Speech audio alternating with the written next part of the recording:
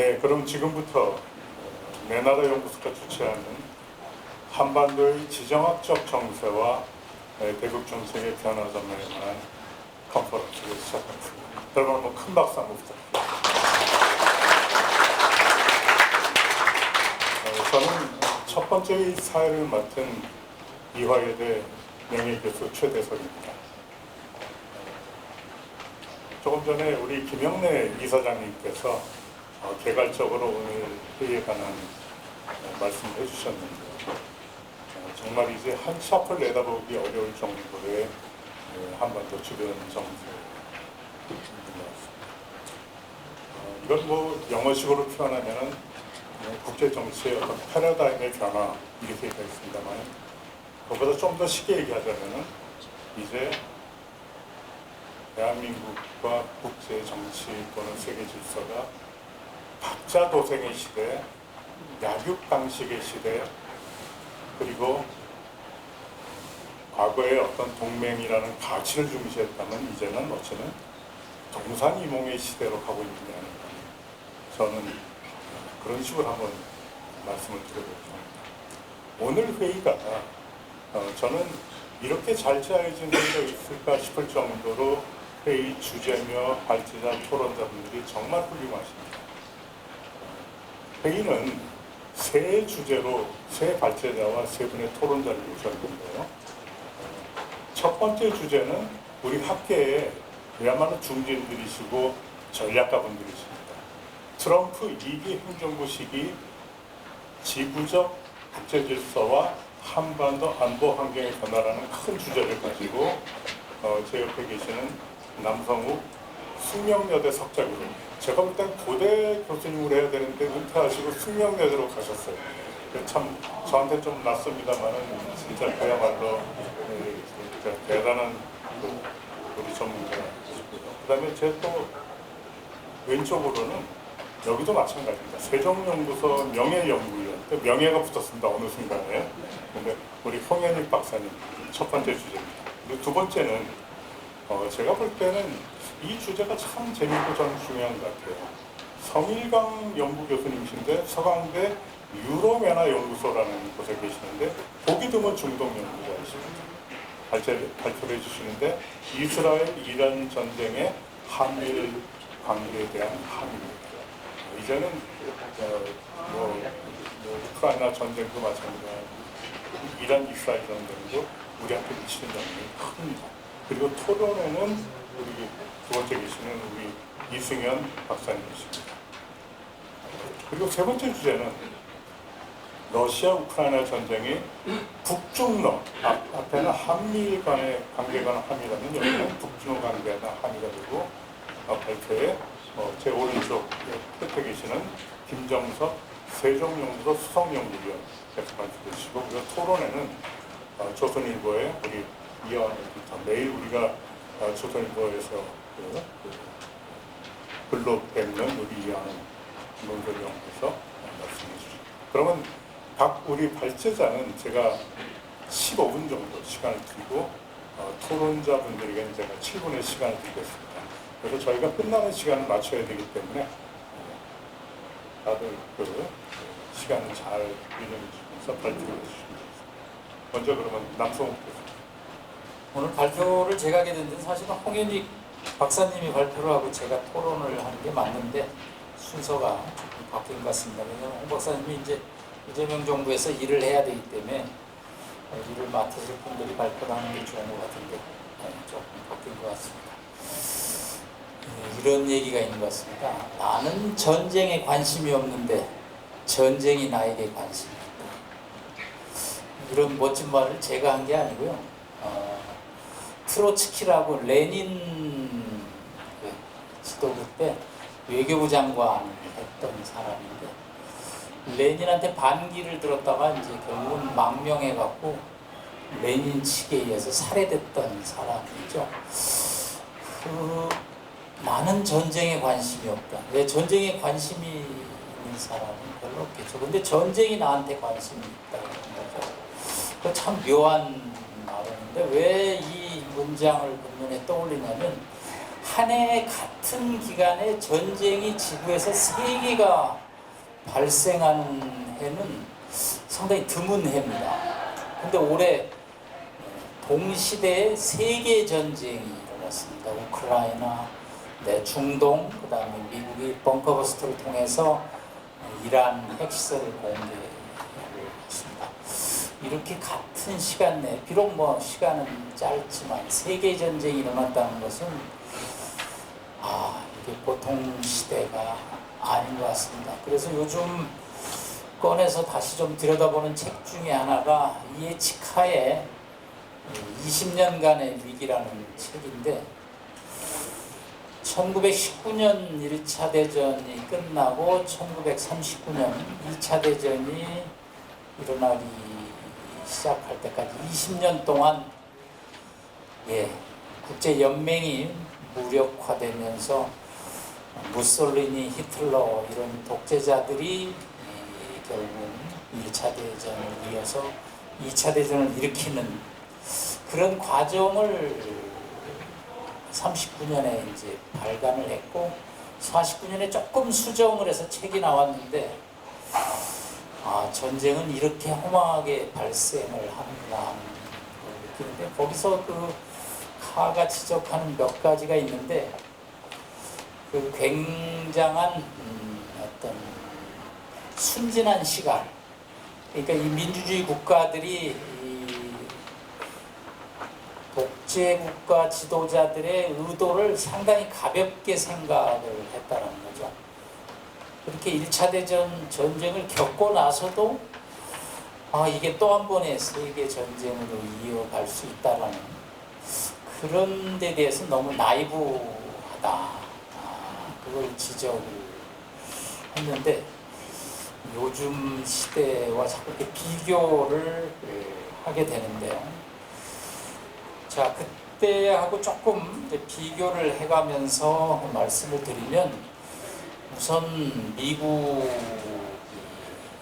조금 1차적으로 분석 대상이 될 수밖에 없는 것 같습니다. 저희가 공부하던 시절에 미국은 어디로 가버렸습니다. 이민을 갔는지 어디로 갔는지 우리가 알던 미국은 사라져 버렸습니다. 그런데 이거는 결국은 경제 문제인 것 같아요.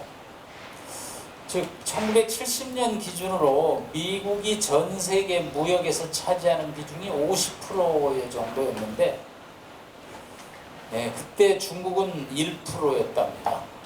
근데 지난 2023년 기준으로 미국은 25%가 안 되고 있고요. 중국은 15%까지 올라왔던 겁니다. 그러다 보니까 70% 선의 국력이 지금 육박을 하고 있는 거죠. 그 다음에 미국의 문제점은, 제가 뉴욕타임즈를 거의 매일 보는데 상위 한 5%는 로마 시대 귀족처럼 살고 있는 것 같아요. 너무 풍조롭고 너무 잘 살고, 제조업이 될 수가 없죠. 제조업을 한다는 것은 소득이 2만 불대에서 가능하거든요. 근데 미국의 GDP가 8만 불을 넘어서고 있습니다. 8만 불을 넘어서는 나라에서 배를 만든다라는 것은, 이거는 조금 어려운 일입니다. 자, 미국 입장에서는 쌍둥이 적자죠. 재정 적자, 무역 적자만 이자만 1년에 3천억 달러가 발생합니다. 그러니까 대책을 세우지 않으면, 기축통화국이 아니면 벌써 IMF 위기를 겪을 정도의 수준이죠. 미국의 이 경제 불평등이 얼마나 심하냐면요, 돈 제일 많은 일론 머스크서부터 저 노숙자까지 3억 한 5천만을 늘어선 쭉 일렬로 세웠을 때 중간소득이 있습니다. 그 중간소득하고 전체 미국의 부를 3억 5천만 원으로 나눈 평균소득이 있습니다. 그 격차가 5배가 난다는 거죠. 그러니까 상위 한 5%에 엄청난 부가 몰려있다는 거죠. 평균소득과 중간소득의 차이. 이게 이제 빈부의 격차이기 때문에 중산층이 무너지고 이 중산층이 무너진다라는 것은 결국은 트럼프 대통령 같은 사람들이 정치에 나설 수 있는 토양을 만들어주는 거죠. 제가 요즘 서울장학재단 이사장을 맡고 있어서 AI 장학금 제도를 만들고 있는데 AI, 오픈 AI를 만든 샘 올트먼의 책을 보니까 이런 얘기가 나와요. 그분이 대통령의 젊은 친구인데 머리가 굉장히 좋습니다. 대통령에 출마하려고까지 생각했는데 그 친구 결론이 이런 얘기가 나와요. 민주주의가 가능하기 위해서는 경제가 계속 성장해야 된다. 경제가 계속 성장하지 않으면 이 민주주의는 무너진다라는 얘기를 했는데 그 얘기가 상당히 인투이션이 있는 것 같아요. 네. 주변에서 뜯어 말려서 AI 챗GPT 만들자, 정치하지 말고. 그래서 샘 올트먼이 이제 마음을 바꿨는데 이 미국의 민주주의가 어려워지는 것은 극단적인 부의 불평등. 이 자본주의라는 것은 관리하지 않으면 상당히 흔들릴 수가 있는데 이제 미국이 그런 지금 형국에 있는 것 같습니다. 그러다 보니까 동맹 얼라이언스라는 단어가 더 이상 유효하지 않는 거죠. 제이드 벤스가 지난 3월에 독일 미유엔의 안보 정상회의에서 뭐라고 그랬냐면 마을에 새로운 보안관이 왔다. 새로운 보안관의 말을 따라라 그랬습니다. 그런데 이 보안관이 왔는데 조금 노세, 올드, 총 쏘는 솜씨가 신통치가 않습니다. 그래서 악당들을 좀 이렇게 제압하려니까 제압이 잘 안 돼요. 그러다 보니까 옆에 동네 마을에 가서 말 잘 듣는 순진한 이웃들로부터 물건을 뜯어내는 그런 마카로니 웨스턴 중에서 조금 변칙적인. 자, 마을의 이웃의 강력한 이웃은 누구냐면 중국, 러시아입니다. 자, 트럼프가 관세 50%를 중국에 딱 매겼더니 히토류 6가지를 딱 수출 중단을 합니다. 그런데 히토류가 얼마나 무섭냐면요. 미국이 만드는 첨단 무기에 히토류가 안 들어가면 만들어지지가 않습니다. F-35, F-22, 첨단 미사일 다 히토류가 깔려 있는데 전 세계 히토류 시장에서 미국이 비중은 5% 미만이고 중국이 80%까지 육박을 합니다. 이게 굉장히 험지에서 땅을 파서 얻는 산업이라 독재국가, 사회주의 국가의 강제 노동 방식이 아니면 채취가 어렵습니다. 그래서 이제 중국이 강력한 무기를 갖고 있기 때문에 결국은 관세가 후퇴할 수밖에 없는 겁니다. 그러다 보니까 이 트럼프 입장에서는 마음이 급하죠. 그래서 결국은 동맹국을 상대로 1차 나토, 그래서 방위비를 5%까지 올려라. 그 다음에 일본, 한국으로 연쇄적으로 압박이 이루어지고 있습니다.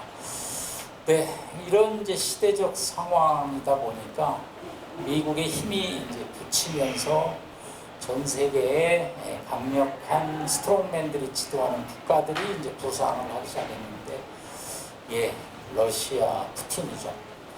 러시아에 있는 학자들하고 이렇게 간접 소통을 해보니까 전쟁을 한 3년은 더 할 수 있다라고 얘기를 해요. 그래서 이유는 뭔가 그랬더니 에너지, 가스관을 인도하고 중국에 팔고 있기 때문에 3년은 전쟁을 할 수 있다라는 거예요. 이 전쟁은 시작하기는 쉬워도 끝내기는 어려울 것 같습니다. 사실 한국 전쟁도 김일성의 남침으로 인해서 한 1년간 일진일퇴를 하다가 51년 6월 이후에는 38도선을 중심으로 해서 고지전에 그쳤던 거죠. 그래도 전쟁이 안 끝납니다. 명분 실리가 서로 확보가 안 됐다는 거죠. 전쟁은 어떻게 끝났냐면 53년 3월 5일 날 스탈린이 사망을 했기 때문에 결국은 전쟁이 휴전으로 갔던 겁니다. 전쟁을 기획했던 디렉터가 사라져버린 거죠. 그래서 우크라이나 전쟁도 결국은 스트롱맨이 사라져야지 저게 끝날 텐데 네, 매일매일의 그 보도되는 뉴욕타임즈 일면의 전쟁 기사는 참으로 참혹하기 그릴 수가 없습니다. 예, 아까 우리 최대석 부총장님 말씀한 대로 세력이 전이되다 보니까 각자 도생의 시대로 오고 있습니다. 자, 그러면 시간이 다 돼서 어떻게 우리가 그래도 해야지 될 것인가. 네, 인터워 피어리드, 전쟁과 전쟁 사이의 기간, 전간기라는 지금 단어를 쓰고 있는 시간입니다. 네, 언제 제가 올해 학년이 6학년 7반 됐는데 제 당대에 전쟁이 날까 안 날까, 밤에 잘 때 전쟁이 나지 않게 해주세요 기도는 하는데 어떨지 모르겠습니다.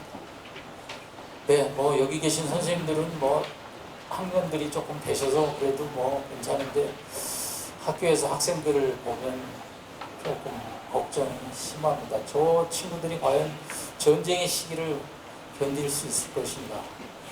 네, 전쟁은 억지력, 디터런스로 억지를 해야죠. 전쟁이 나면 뭐 그 다음부터는 많은 피해가 발생하는데 일단은 뭐 자강불식입니다. 쉬지 않고 우리가 강해져야죠.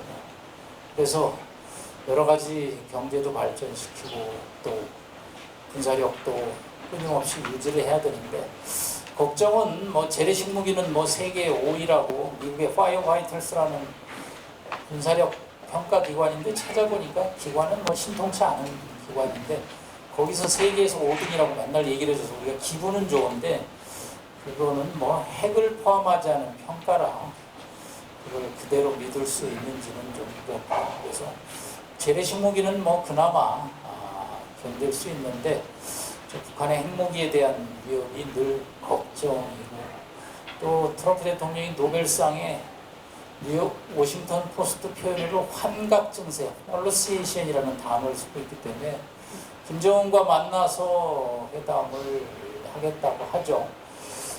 11월까지는 노벨위원회에서 결정을 한답니다. 늦어도 11월 말까지.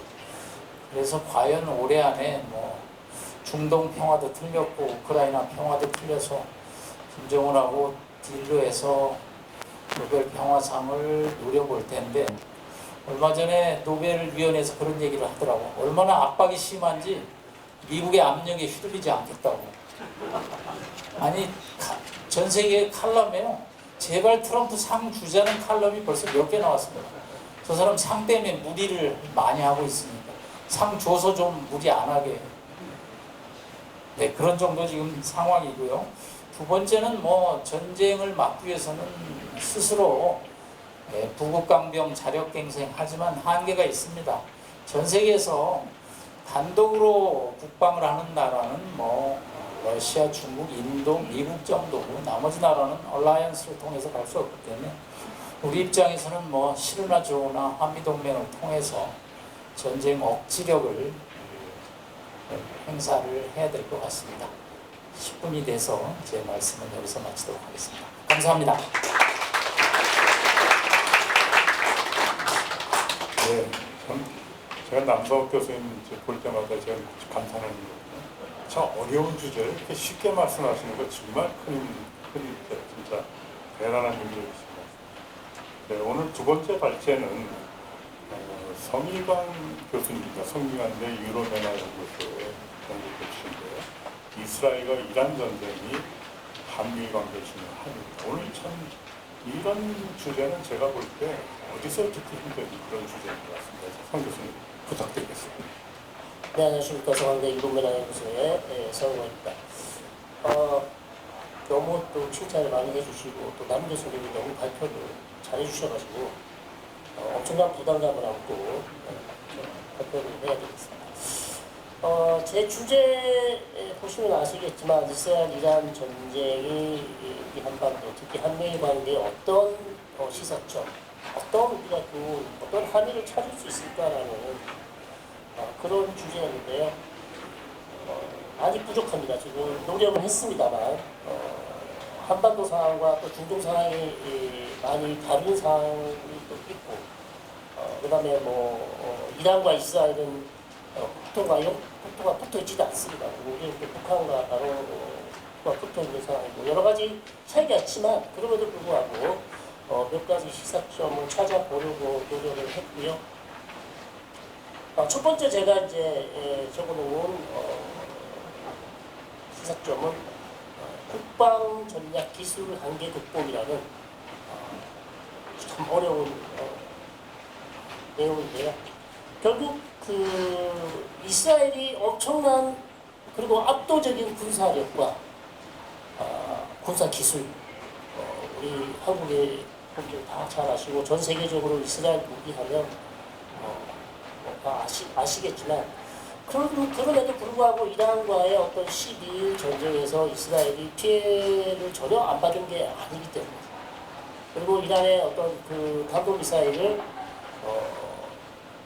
뭐 이스라엘 측에 따르면 뭐 90% 이상 뭐 요격을 했다고 하지만 10%만 막지 못해도 탄도미사일의 파괴력은 크기 때문에 이스라엘 쪽 인명 피해라든지 아니면 재산 피해 이런 것들 상당히 커질 수 있고 특히 이것이 이제 이번 6월 같은 경우는 이스라엘과 이란이 겨우 12일밖에 전쟁을 하지 않았습니다. 이것이 한 달이나 두 달 장기전으로 더 이게 길어졌다면 이스라엘의 피해 상황이 훨씬 더 컸을 것이다. 이렇게 우리가 예측해 볼 수 있기 때문에 아무리 이스라엘의 국방 기술이 뛰어나더라도 사실상 이란의 탄도미사일, 특히 이제 극초음속 탄도미사일 같은 경우 최신 탄도미사일을 완전히 요격하기는 어렵다는 말씀이죠. 이런 상황이 우리에게 시사하는 바가 있다고 할 수 있겠습니다. 우리 역시 북한이 지금 북쪽에 지금 설치해놓은 뭐 장사정포라든지 다양한 무기들 우리가 완전히 지금 요격하기에는 상당히 기술적인 어려움이 있는 것으로 그렇게 알고 있습니다. 그래서 결론적으로 첫 번째 우리가 시사점을 찾는다면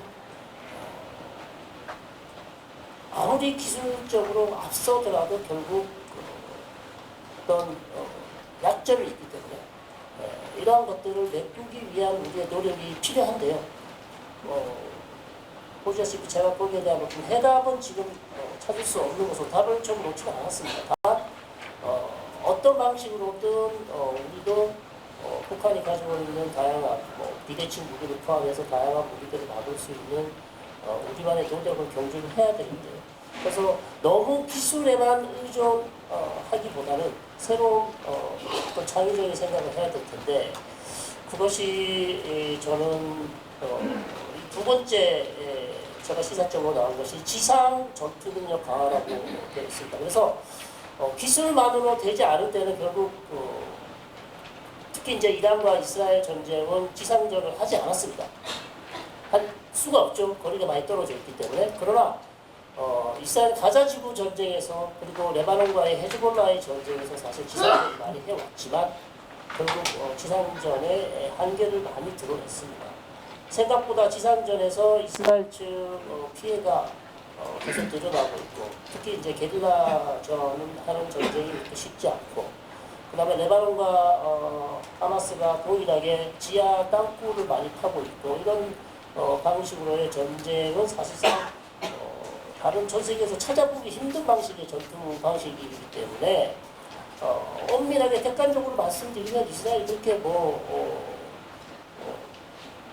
뒤처지는 건 아니라고 봅니다. 나름 이런 전혀 생각지도 못한 전투 방식의 상황에서 전쟁을 하는 그런 측면에서 보면 나름대로 잘하고 있다. 그러나 그럼에도 불구하고 이스라엘의 피해가 상당히 크기 때문에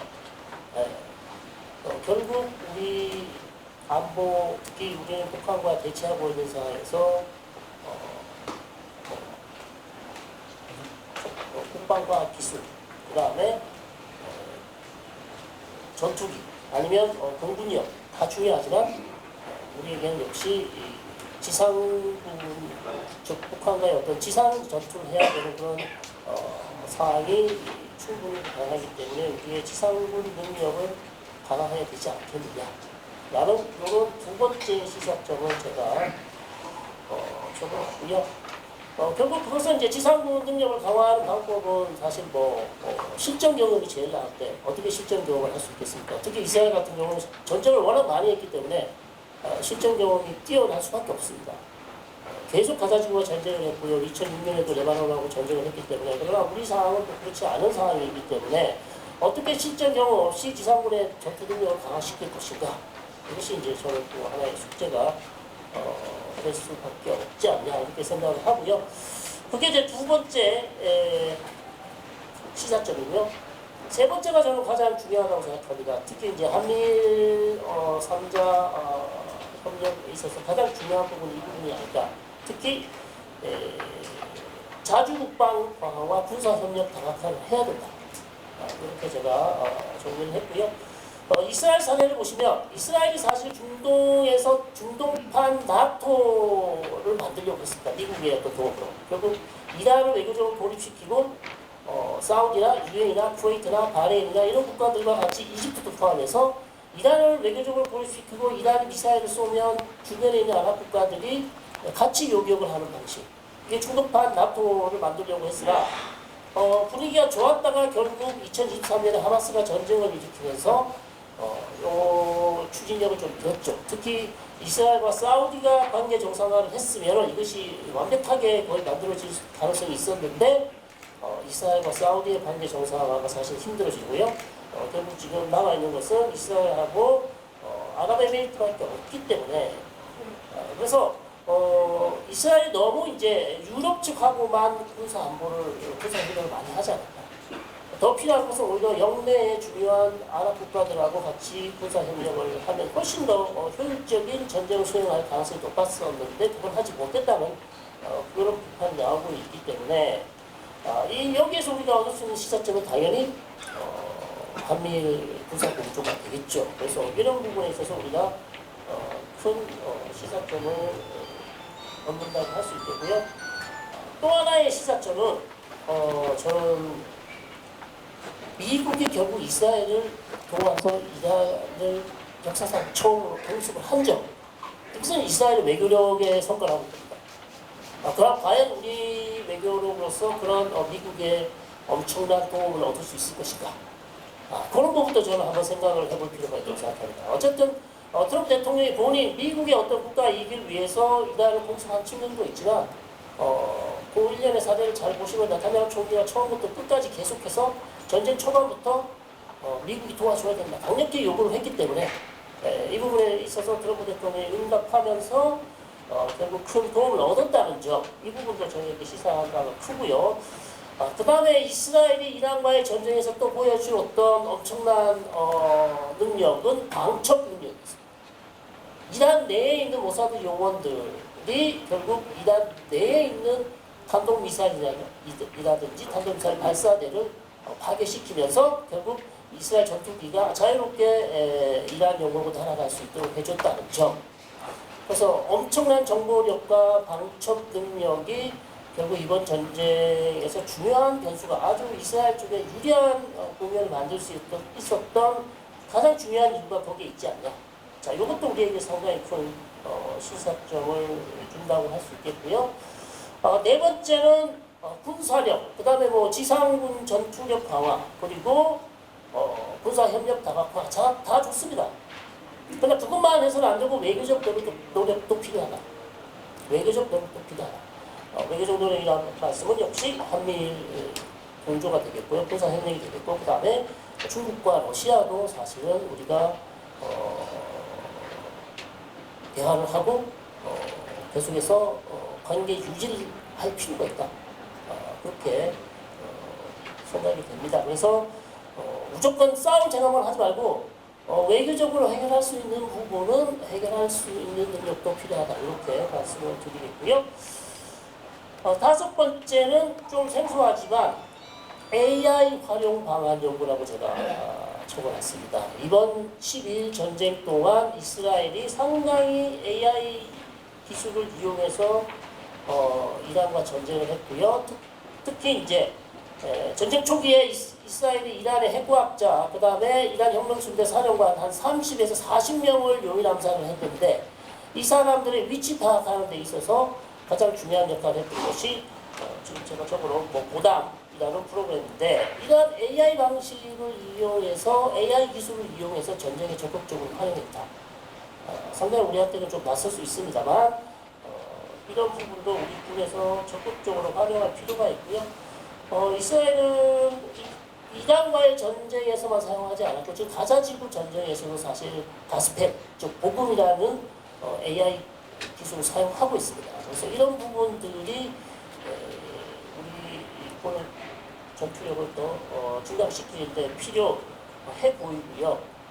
물론 AI 기술을 사용하는 부분에 있어서 문제점도 많이 있습니다. 도덕성의 문제가 있고요. 그 다음에 인간성 상실 문제도 있고요. 그 다음에 책임 문제도 있습니다. 왜냐하면 AI가 바로 해서 민간인이 많은 지역이지만 무조건 공격해라라는 추천을 한다면 최종 결정자는 인간이 합니다. 버튼을 마지막에 사람이 누르지만 어쨌든 AI가 아무 문제 없다고 추천했을 때 전쟁 중에는 너무나 바쁜 상황에서 결정자가 아무 생각 없이 그냥 버튼을 누른다면 민간 피해가 많이 날 수 있다는 점. 이런 점은 상당히 계속해서 AI 기술이 전투에 직접 이용될지 문제점으로 제기되고 있고, 이 부분에 관해서 아마 과학자들께서 그다음에 학자들도 연구 그다음에 비판적 시각으로 보고 있는 것은 맞습니다만 우리에게도 AI 활용 연구 방안이 꼭 필요하다 그렇게 생각이 되고요. 이렇게 한 5가지로 제가 말씀을 드렸고, 결국 이러한 중요한 시사점을 이행하려면 결국 한미일 관계가 너무나 중요하다. 군사협력뿐만 아니라 외교적 논의도 마찬가지고요. AI 기술도 마찬가지고, 그 다음에 지상 전투 능력도 우리만 혼자 하는 게 아니라 같이 할 수 있는 방안, 이런 것들이 결국 필요하기 때문에 한미일 관계 개선과 포괄안보 협력 체제는 사실 공감대가 저는 형성돼 있다 이렇게 봅니다. 그래서 다만 어떤 방식으로 어떻게 타협하고 시간이 더 많이 걸릴 것이고 이런 부분이 있겠지만 결국 이런 방향으로 가야 되는 것은 거의 우리 안보에 꼭 필요하기 때문에 이렇게 갈 수밖에 없다 이렇게 생각합니다. 네, 이상입니다.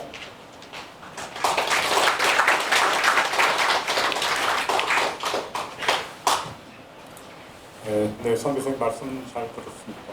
5가지 정도로 이스라엘과 이란 전쟁, 11일간 있었던 전쟁을 가지고 잘 분석을 해주셨는데, 근데 이제 마지막에 이제 한미일 이제 포괄적 협력 체제 구축에 관해서 지금 시사점은 조금 좀 약간 좀 그냥 약한 감이 없지 않아 있어서, 만약에 나중에 이제 토론 시간에 어떻게 구체적으로 좀 했으면 좋겠다라고, 진짜 이게 어떤 방어 체제를 어떤 협력 체제를 해야지 된다라고 그런 말씀을 좀 덧붙여 주셨습니다.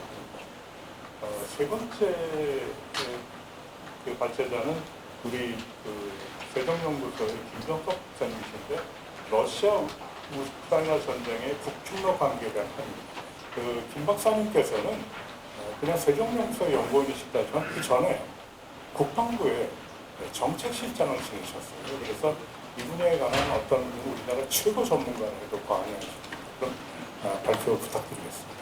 네, 안녕하십니까. 세종연구소의 김정석입니다. 먼저 이런 귀한 자리에 불러주시고 발표 기회를 주셔서 진심으로 감사드립니다. 제가 받은 그 주제는 북중러 관계 함의가 되겠는데, 글은 조금 더 포괄적으로 썼습니다. 우크라이나 전쟁과 국제 질서의 대전환이라는 어떤 그런 제목으로 준비를 했는데요. 아시다시피 우크라이나 전쟁은 그야말로 국제 질서 전반에 걸쳐서 큰 충격을 줬고 많은 변화를 촉발하고 있습니다. 단순히 이 유럽과 유라시아 질서에만 어떤 충격을 준 것이 아니라 또 미국의 인도태평양 전략에도 영향을 주고, 특히 이제 우리에게는 굉장히 직접적인 지금 영향을 주고 있습니다. 그래서 제가 오늘 말씀드리고자 하는 것은 이 분야에 있어서 조금 학계나 정책적으로 조금 쟁점이 되는, 질문이 되는 그런 몇 가지 사안들이 있습니다. 그것과 관련돼서 제가 말씀드리겠습니다. 크게는 그 유라시아 질서 전반, 두 번째는 이제 인도태평양 전략과 관계된 부분, 세 번째는 이제 북러 동맹이 한반도 안보해주는 함의, 그렇게 좀 살펴보고 대한민국 안보, 외교 안보가 어떻게 돼야 되느냐에 대해서 말씀을 드려보겠습니다.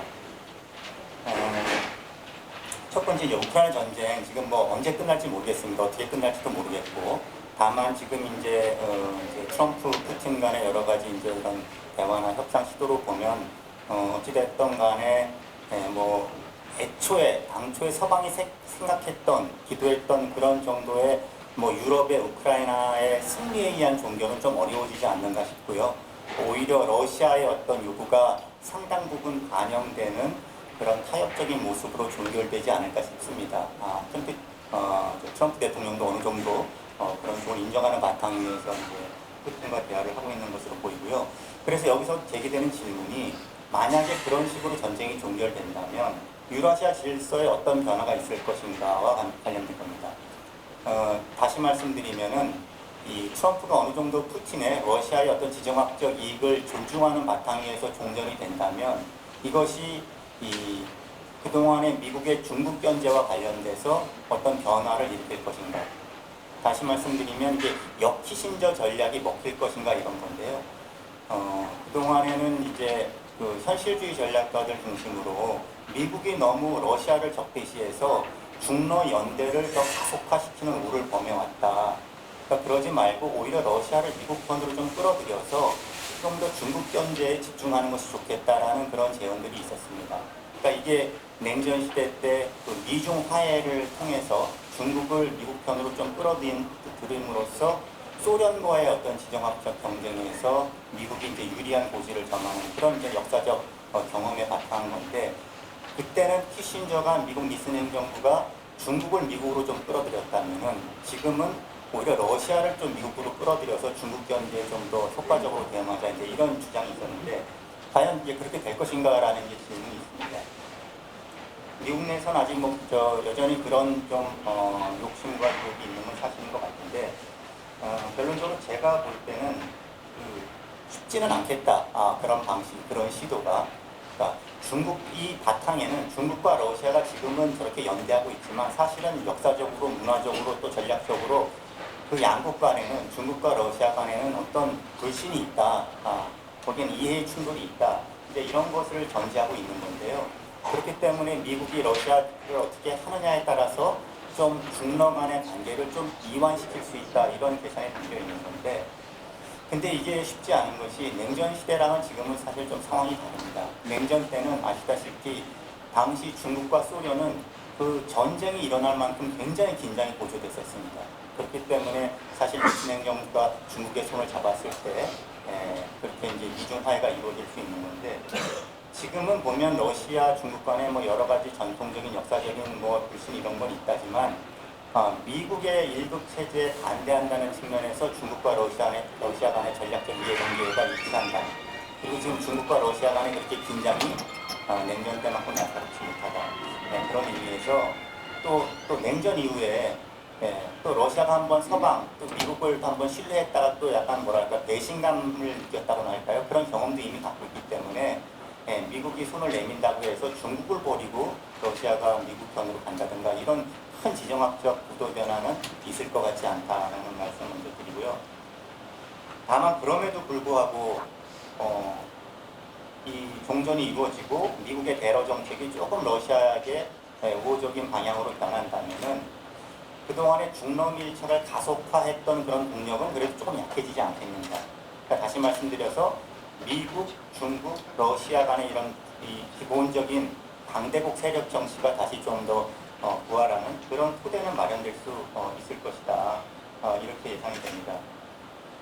만약 이렇게 되면은 지금 이제 2차 세계대전 이후에 미국의 우리가 흔히 자유주의 패권 외교라고 그러지 않습니까? 미국의 자유주의를 전 세계에 확산하려는 그런 굉장히 야심적인 어떤 그런 프로젝트를 그동안에 해왔다면, 사실 이번에 트럼프 대통령이기 때 러시아에게 어떤 지정학적 이익을 양보하고 타협을 한다 그러면 이것은 이제 자유주의 패권 외교가 종말을 구하고 어떤 전통적인 세력균형 정치, 국제 질서에 있어서 강대국 간의 세력권을 서로가 인정하면서 타협하고 경쟁하는 그런 구도로 지금 간다고 해석이 됩니다. 자, 그 다음에 두 번째 이제 인도-태평양 질서와 관련돼서는 어떤 변화가 있을 것인가. 이것과 관련돼서는 지난 바이든 행정부 때만 하더라도 나토와 인태 연계 이런 얘기가 많이 있었습니다. 그러니까 나토와 인도태평양 전략이 연계되면서 서로 간에 이제 보완적 역할을 하는 건데요. 그러니까 나토가 중국 견제에 관해서도 기여를 하게끔 하고 또 인도태평양에 있는 미국의 동맹국들도 나토에 대한 참여나 뭐 직접적인 참여가 아니라 나토와의 어떤 연대 협력을 좀 심화시키고 이런 나토와 인도태평양의 연대가 바이든 행정부의 기본적인 어떤 전략 구상이라고 할 수 있었습니다. 그래서 이때는 예를 들어서 유럽 같은 경우에 2020년에 이제 그 전략 문서에 보면 중국이 구조적 도전이다 유럽에게. 그러면서 인태 지역의 여러 가지 안보적 존재감을 과시합니다. 유럽 주요 국가들이.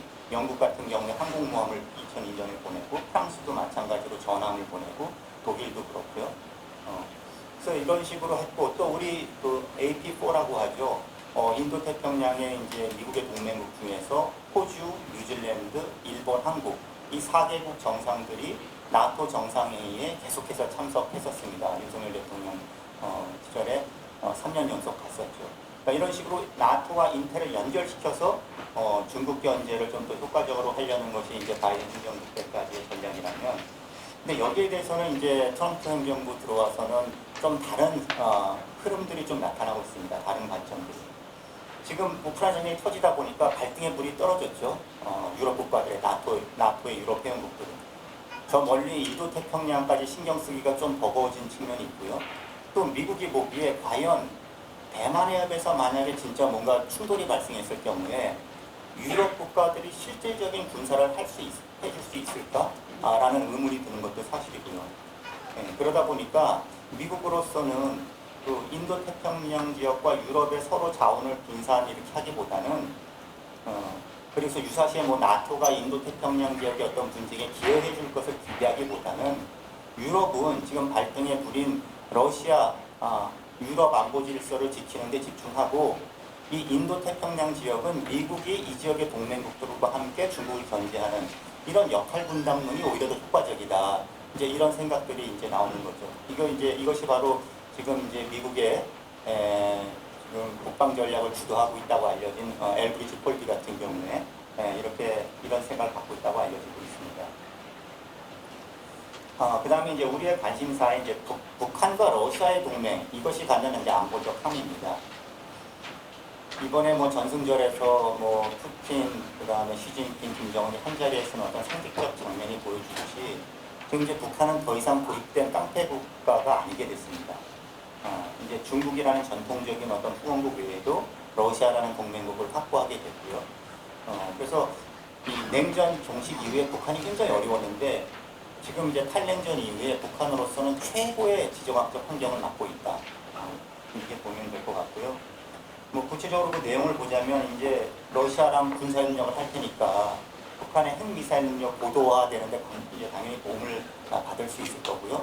더군다나 이 핵미사일뿐만 아니라 재래식, 사실 지금 좀 많이 뒤처진 재래식 전력의 현대화에도 러시아의 도움을 받을 수 있을 것이라고 기대가 됩니다.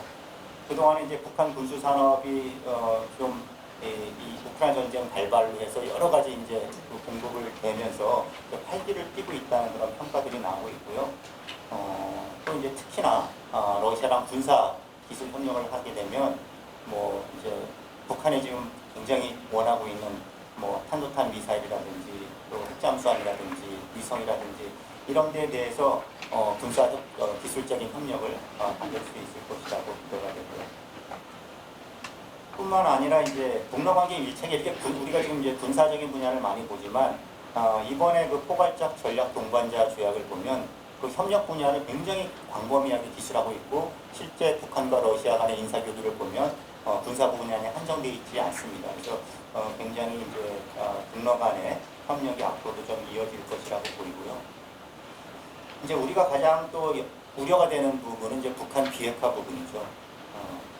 지금 비핵화는 결국엔 이제 국제사회의 대북 제재 체계가 어쨌든 유지돼 왔었는데 이제 우크라이나 전쟁으로 북러 동맹이 이제 다시 복원되면서 사실상 이 국제 제재 레짐이 사실은 좀 유명무실화되고 있는 것이 아닌가라고서 우려가 됩니다.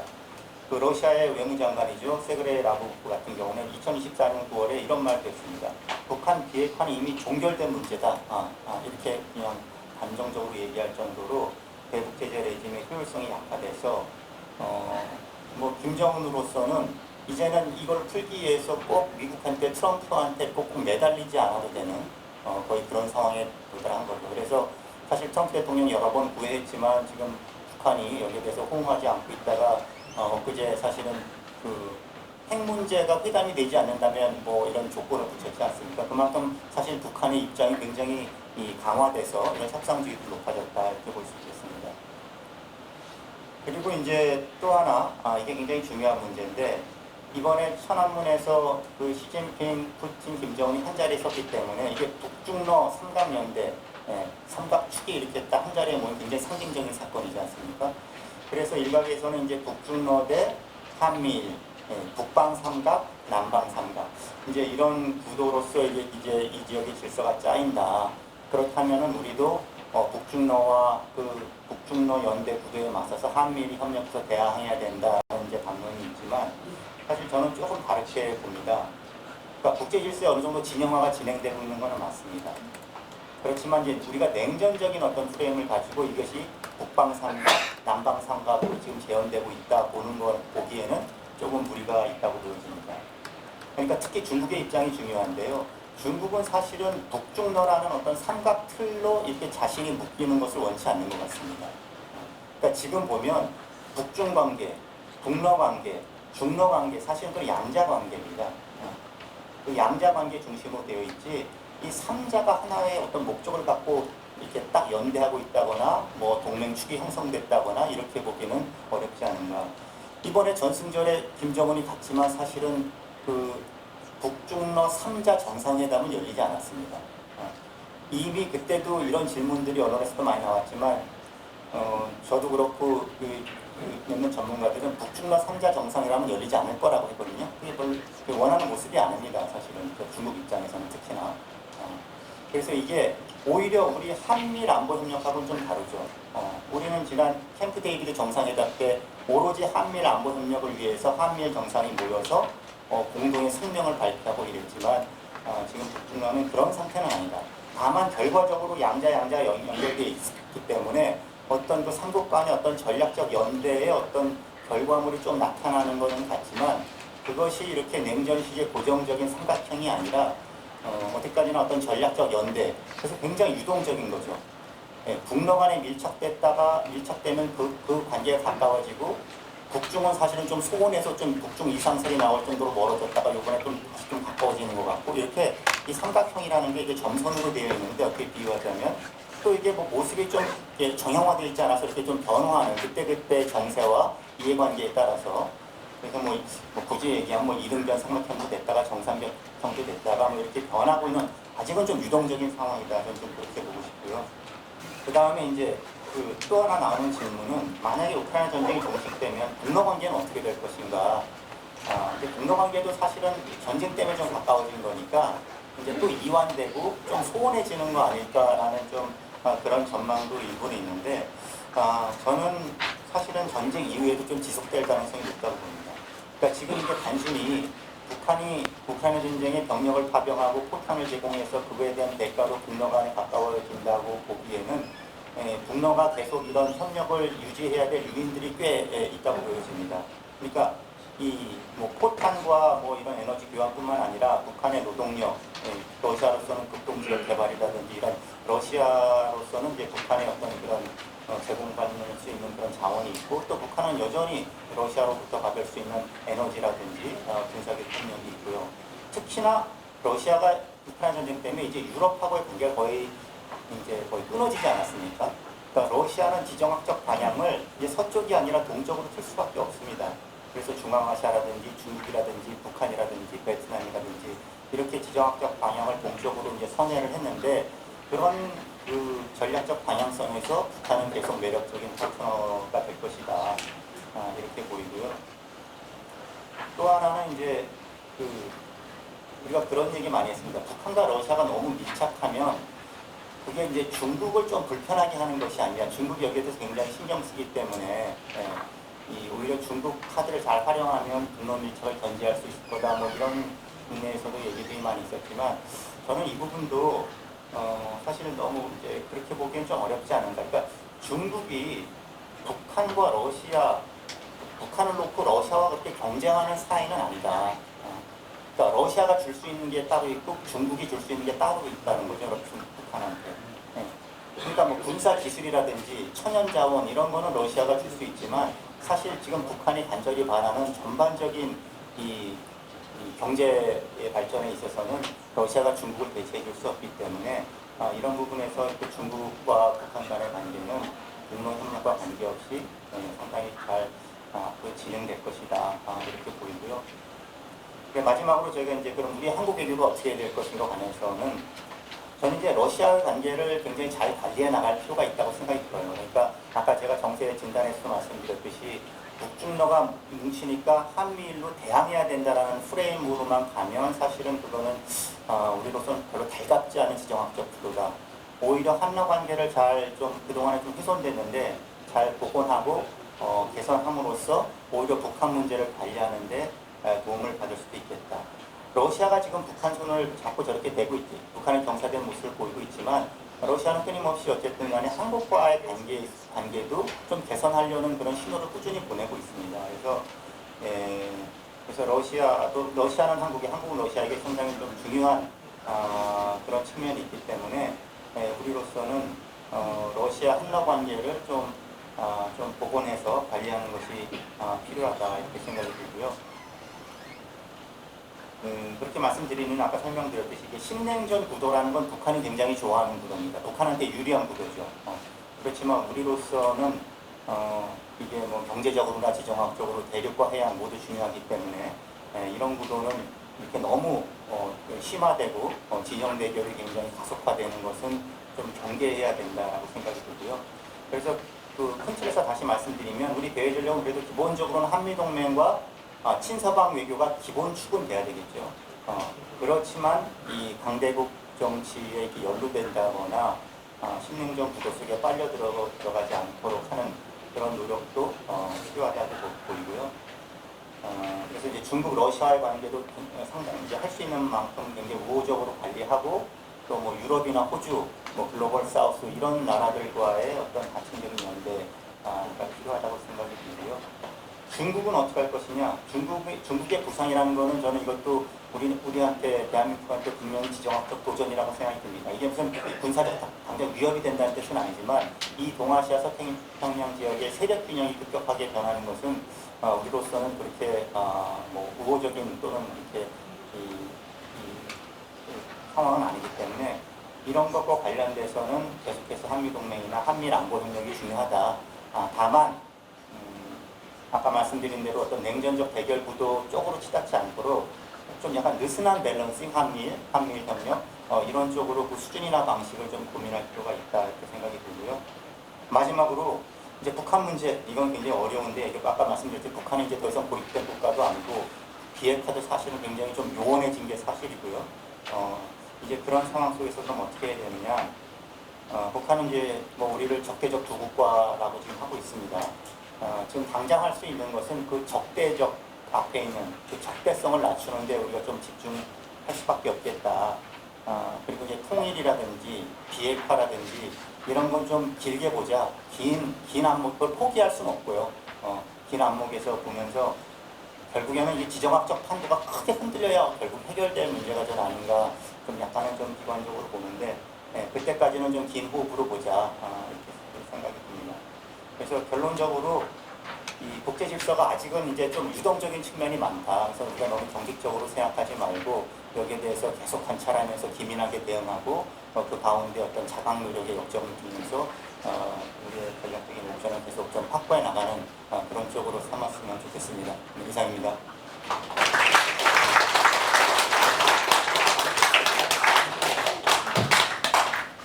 네, 김 박사님 차분한 분석 감사드립니다. 말씀하셨지만 북중러, 그다음에 한미 이렇게 가는 게 결코 우리한테 바람직한 아니죠. 제가 처음에 모두에 말씀드렸듯이 지금 각자 도생의 시대고 양국 강성의 시대지만 각자 우리가 지금 동상이몽을 하고 있다는 제가 말씀을 드렸습니다. 그러면 결코 북중러가 같은 부분, 같은 이 미국이라든가 그걸 추구하고 있지는 않다라는 그런 말씀을 드립니다. 그리고 제가 이제 오늘 지금 김 박사님 그 발표를 들으니까 굉장히 포괄적이고 그런데 제가 갑자기 이런 일이 생겼어요. 러시아 우크라이나 전쟁으로 이게 지금 3년 가까이 뭐 이렇게 지속되면서 러시아의 국력이 사실은 많이 약해졌거든요. 그리고 미중 간에도 지금은 이렇게 지금 가다 보면 미국과 중국도 결국 상호간의 어떤 그 뭐랄까 힘이랄까요, 뭐 이런 파워, 뭐 전체적으로 경제적으로 있고 군사적으로 있고 이게 어떻게 보면 약해질 수밖에 없는데 그러면 결국 이것이 우리한테 어떤 새로운 기회가 열리는 것이 아닌지, 다시 말해서 미국, 중국, 러시아의 모든 그런 그 힘이 약해지는 그런 시기에 도래하는 건 아닌지 한번 생각이 듭니다. 자, 그러면 제가 이제 토론인데요. 제가 발표자분들이 시간을 너무 잘 지켜주셔서 토론은 조금 더 여유 있게 쓰셔도 될 것 같다는 생각이 듭니다. 물론 토론을 하신 다음에 발표자분들께서 반론의 기회 제가 드리고요. 그리고 플로어 계신 여러분들께도 적어도 제가 세 분께 제가 질문을 드리도록 하겠습니다. 먼저 홍현익 박사님 부탁드리겠습니다. 네, 안녕하십니까. 세종연구소 홍현익입니다. 먼저 사회자 선생님 말씀하신 러시아 국력이 많이 쇠퇴했을 거라고 얘기하셨는데 사실은 그렇게 많이 쇠퇴는 안 했을 겁니다. 참고로 말씀드리면 첫해 2022년에 첫 해인데요. 러시아가 전 세계를 상대로 사실 우크라이나를 싸우지만 나토 전체랑 싸우는 거나 마찬가지입니다. 러시아가 경제 성장이 마이너스 3%였습니다. 우크라이나는 몇 프로냐? 마이너스 33%. 그러니까 우크라이나의 처절한 그 어떤 몰락과 비교하면 러시아는 거의 이렇게 후퇴하지 않았고요. 작년에는 아마 한 10% 정도 성장했을 겁니다. 그리고 금년도 아마 성장할 것이고요. 그렇게까지 그렇게 러시아가 이렇게 쇠퇴하진 않다. 거기에 이제 해답이 있는 거죠. 러시아가 지금 계속 전쟁을 끝내려고 하지 않잖아요. 지금 계속 우크라이나가 좀 밀리는 추세입니다. 아니 제가 그냥 얼핏 사회자 선생님께 죄송한데 뭐 러시아가 당연히 피해는 많이 있겠지만 우리가 생각하는 것처럼 그렇게 크지는 않다는 거죠. 우크라이나는 국토의 5분의 1을 뺏겼고 수백만의 사람이 외국으로 다 쫓겨나갔고 다 북도 황폐화됐고 우크라이나는 지금 상황이 말이 아닙니다. 제가 그래서 한 가지만 덧붙여 말씀드린다면 젤렌스키는 위대한 지도자 아니라고 저는 생각합니다. 국가를 그렇게 만든 지도자는 훌륭한, 우리는 서방에서 자칫 그 미국이 주도하는 뭐 민주주의 뭐 자유 민주 뭐 해가지고 우크라이나는 정말 위대한 지도자다 뭐 젤렌스키 용감하다 뭐 그러시지만 결국은 나라가 다 망해가고 있는 겁니다. 지금 빨리 전쟁이 끝나야 되는데 그렇다고 5분의 1 뺏기고 빨리 시도하는 것도 고민이겠죠. 참 그렇다. 이거 뭐 선과 악으로 판단할 수 있는 문제가 아닙니다. 네, 저는 이제 제 길을 가겠습니다. 저는 트럼프의 세계 질서가 가져올 한국의 위기, 그리고 우리가 어떻게 이걸 이용할 수 있나, 또 한미동맹에 대해서 심각한 문제들을 지금 야기하고 있습니다. 제가 이제 한미동맹에 트럼프가 야기하고 있는 걸 쭉 나열해 보면 한 6, 7가지 될 텐데요. 일단 지금 제일 중요한 거는 대통령도 지금 뉴욕에 가 있지만 우리나라 외환보유고가 4,100억 달러입니다. 3,500억 달러를 미국에 다 투자하라는 거예요. 그것도 투자처를 미국이 지정하는 곳에 입금해라. 완전히 우리나라 수십 년 동안 벌어온 돈이 미국 트럼프 대통령의 압박으로 인해서 외환보유가 고갈되게 생겼어요. 그런 상황입니다. 이게 제일 심각한 일이고요. 두 번째는 주한미군 철수 얘기는 나오진 않았지만 언제라도 이걸 카드로 휘두르려고 할 수 있고요. 그 다음에 주한미군이 양안관계에서 문제가 생기면 언제든지 주한미군 그쪽으로 보내겠다. 한국군도 도와달라. 또 동중국해, 남중국해, 한반도를 하나의 전쟁 구역으로 만들어서 한국이 완전히 남중국해까지 지키는 데 나서라. 막 이렇게 하기도 하고요. 방위비군 당번은 900%를 인상해라. 90%가 아닙니다. 900%, 9배를 늘리라는 거예요. 국방비는 지금 2.4%인데 5%까지 올리라는 압박을 하고 있고요. 경제적이고 안보적이고 총체적인 지금 압박을 가하고 있습니다. 그래서 지금 아까 그 남성욱 선생님 글 쓰신 거에 하나 제가 구체적인 코멘트를 드리면 한미 정상회담에서 지도자 간의 신뢰는 굉장히 돈독하게 됐는데 정상 간의 합의문도 없었다, 실패했다, 뭐 이렇게 말씀하시는 그 지적들이 있는데요. 저는 합의문 안 한 게 너무나 잘했다. 합의문을 만약 했으면 우리는 완전히 거짓이 됐을 겁니다. 미국이 모든 것을 차단하고 하루 이틀간의 협상 기간만 딱 남겨놓고 3,500달러 내가 지시하는 대로 다 입금해 막 이러고 있는데 그걸 합의하고 왔으면은 우리는 그냥 외환보이고 다 고갈날 뻔했습니다. 지금도 우리가 버티고 있는데 지금도 이 만약에 3,500억 달러를 트럼프가 지시하는 대로 다 입금하면 우리는 외환보유고가 다 고갈되고요. 따라서 스워프라 그래가지고 우리가 고갈이 되면은 자동으로 이게 그러니까 달러로 안 하고 원화로 그냥 투자한다든지 그런 식으로 해서 우리나라 금융 안정을 기해야 되는데 대통령 얘기하는 것처럼 지금 만약에 3,500억 달러 그냥 다 주게 되면요 IMF 사태 다시 날 수도 있습니다. 그래서 지금 굉장히 중요한 순간인데 이게 다음 달 말까지는 어떻게든지 타협이 되긴 돼야 되는데 지금 굉장히 중요한 하루하루가 지금 흘러가고 있는 것입니다. 네, 트럼프 그래서 합의문이 작성 안 된 게 오히려 잘한 것이다라고 저는 봅니다. 자신 있게 좀 말씀드려요. 합의문 꼭 나왔다고 조기합니다. 우리나라 거덜나는 합의문 하는 게 잘한 거고 안 하는 게 저는 잘한 것이다. 제 주장 시간이 짧기 때문에 단순하게 말씀드리겠습니다. 트럼프 2기 의미하는 바가 뭐냐? 우리 최재석 선생님 말씀하신 것처럼 각자 도생의 시대, 야육강식, 동상이몽의 시대인데 한마디로 트럼프 대통령의 세계 전략은 자기가 하고 싶은 대로 하는 겁니다. 근데 이제 거기에 원칙을 굳이 댄다면 자기 권력을 유지하기 위해서 대중들의 지지를 확보하는 수준에서 한다는 거죠. 중국한테 145% 관세를 매겼는데 중국이 당연히 무릎을 꿇을 줄 알았는데 히토류 가지고 정면으로 대드니까 미국의 물가가 오르고 뭐 환율이 상승하고 뭐 하여튼 경제가 막 쑥대밭이 돼가니까 자칫하다 스태그플레이션이라 해서 물가는 오르고 경제는 다운이 되는 그런 효과가 지금 나타나기 직전일지도 모른다는 얘기들이 나오고 그러니까 어느새 미국이 세계 전략은 중국을 주저앉히는 건데 중국하고는 타협을 했습니다. 그리고 거꾸로 동맹국들한테 저 모가지를 지금 조르고 있어요. 유럽이라든지 한국이라든지 일본이라든지 일본을 항복했습니다. 그래서 5천억 달러를 했는데요. 일본이 5천억 달러 했으니까 우리도 3,500달러 플러스 기업들이 1,500억 달러 내는 거 당연하지 않냐? 전혀 안 그렇습니다. 이 국력을 생각하게 되거든요. 일본이 우리가 1인당 GDP는 비슷하지만 GDP는 우리의 2.5배 이상입니다. 그리고 일본은 금융의 세계적인 투자를 많이 해서 1조 달러 이상을 운영하고 있고요. 우리나라는 그냥 4천억 달러가 전 재산이에요. 근데 거기다가 3,500억 달러 플러스 기업들 1,500억 달러에서 5천억 달러 투자하게 지금 했는데 이거는 지금 뭐가 좀 잘못됐으니까 빨리 시정을 해야 된다고 보고요. 일본은 5,500억 달러 했지만 손정희 펀드가 3천억 달러랍니다.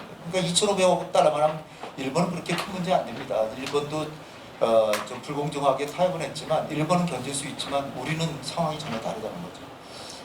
그래서 각자 도생의 시대가 됐는데 미국은 언제든지 주한미군도 철수할 수 있다는 얘기를 지금 카드로 손안에 주머니에 넣고 만지작만지작하고 있습니다.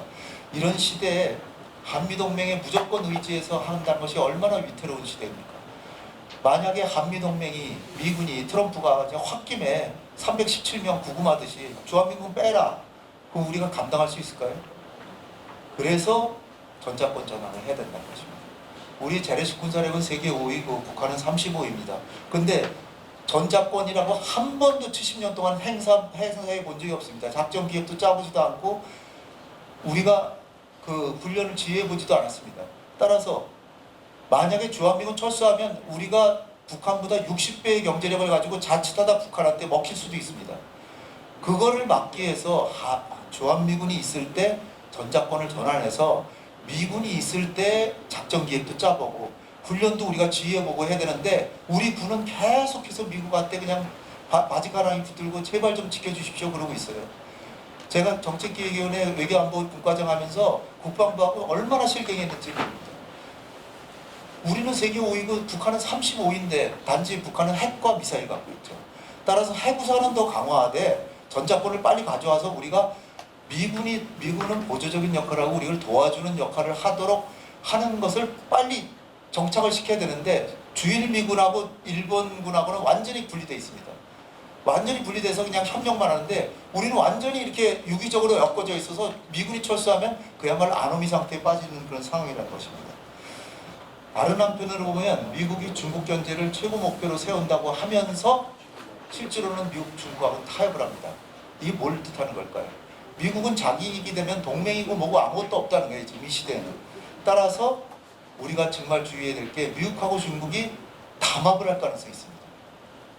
미국하고 중국이 한국의 이익을 저버리고 중국하고 이해관계를 맞춰서 동북아를 마음대로 얄타처럼 유리할 수 있다는 겁니다. 따라서 전자권 전환을 빨리 서둘러야 된다는 거예요. 두 번째로는 남북관계를 정상화하려고 정부가 하고 있는데 김정은은 지금 전혀 뭐 콧방귀도 안 하고 있습니다. 그런 상황에서 정부는 지금 하나하나 차분차분 하고 있는데요. 인내심을 가지고 윤석열 정부가 제일 잘못한 게 뭐냐면 이스라엘도 오늘 얘기 나왔지만요. 이스라엘은 용감무쌍하고 뭐 화랑처럼 임전무태하고 하잖아요. 훌륭하죠. 우리도 이스라엘처럼 하고 싶죠. 그러나 그러면 안 됩니다. 왜? 이스라엘은 자기가 핵무기를 200개 갖고 있고 주변국들은 아무 핵무기도 없거든요. 우리는 어떻습니까? 북한이 핵무기를 50개 갖고 있고 우리는 아무것도 없습니다. 한 발만 서울에 터지면 100만 명이 사망해요. 그런데 북한하고 전쟁을 불사하는 강경 대결 정책을 합니까? 이게 윤석열 정부가 제일 잘못한 겁니다. 그래서 평화가 통일보다 중요하다는 각오하에 북한과의 상호 존중, 서로 체제를 존중하고 그리고 북한에게 핵구제하지 않고 우리가 먼저 핵구제하지 않고 그리고 흡수통일하지 않는다. 이런 원칙하에 한 걸음 한 걸음 가고 있습니다. 북한이 지금 아직 응하고 있지만 전 중장기적으로는 응할 거라고 보고요. 그러기 위해서는 트럼프 대통령을 잘 활용해서 정상회담을 하도록 지금 우리가 살살 이렇게 설득하고 있는데요. 주의할 점은 지금 오늘도 나오는 얘기가 자칫하다가 비핵화는 안 하고 평화회담 쪽으로만 해가지고 우리는 완전히 북한의 핵을 가진 북한을 상대하고 트럼프는 잘난 척하고 노벨상 탄다. 이런 걱정이 없지 않아 있습니다. 그래서 그 점을 유의해가면서 트럼프가 김정은하고 회담은 하되 비핵화의 원칙은 세우고 그 다음에 그 동결부터 시작해서 단계적으로 군축으로 가고 그 다음에 비핵화로 가는 방향으로 잘 해야 되겠다는 겁니다. 한 가지만 말씀드리면 전자권 전환을 말씀드렸고 국방비 증액은 우리가 트럼프 정부가 그렇게 원하고 있기 때문에 지금 GDP 2.4%에서 3.5%로 증액하려고 하고 있습니다. 그러면서 국방비를 늘리니까 우리의 전자권 전환할 때 이제 부족한 분야, 정보통신, 감시, 그래서 뭐 인공위성이라든지 G 이런 통신 연락체계 이런 능력을 향상시켜서 차질 없이 전자권을 전환시키겠다는 겁니다. 방위비는 지금도 일본의 GDP 대비해서 2.5배를 내고 있습니다. 이것부터 시정해야 되고요. 방위비는 벌써 작년 10월 달에 합의가 된 건데 이거를 올려달라는 건 아마 응하지 않을 거라고 저는 보고 있습니다. 나머지 부분은 제가 시간이 더 주어지면 그때 말씀드리도록 하겠습니다. 감사합니다.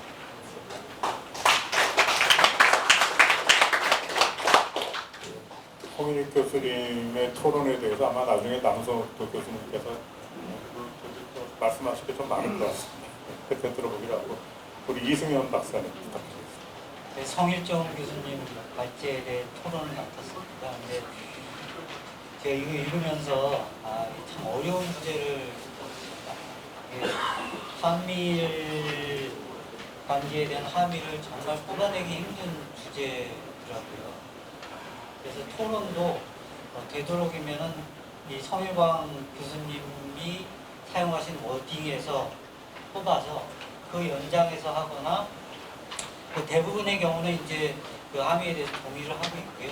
조금 이제 다른 측면에서 제 생각을 덧붙이는 부분이 있으면 뭐 좀 덧붙이는 방식으로 이렇게 진행을 해보도록 하겠습니다. 우리 발표자께서 이스라엘 이란 전쟁의 분석을 통해서 한국에 주는 함의 그리고 한미일 관계와 관련된 함의를 이제 도출하려고 정말 그 모두에 말씀드린 것처럼 무진장 애를 쓰셨어요. 그래서 그거를 이제 5가지 정도 말씀을 하셨는데 그 5가지 더한 게 한 2가지 정도를 더해서 저는 7개의 꼭지를 나눠서 말씀을 드려보려고 합니다. 그 발제문 도입부에 이런 표현을 쓰셨어요. 불안한 한미일 관계에 주는 시사점이 무엇일까, 이 전쟁이. 그렇게 이제 쓰셨는데 그래서 이제 한미일 관계가 그러면 불안한가부터 제가 생각을 좀 해봤습니다. 불안한가 안정적인가 생각해 보니까 안정적인 측면도 있고 불안정한 측면도 있는 것으로 보인다는 생각을 하게 됐습니다. 왜냐하면 오래전부터 미국이 한미일 협력을 제고하고자 하고 아시아 태평양에서 미국의 국익을 안정적으로 추구하기 위해서 한국과 일본이 협력해야 된다라고 강조를 했고요.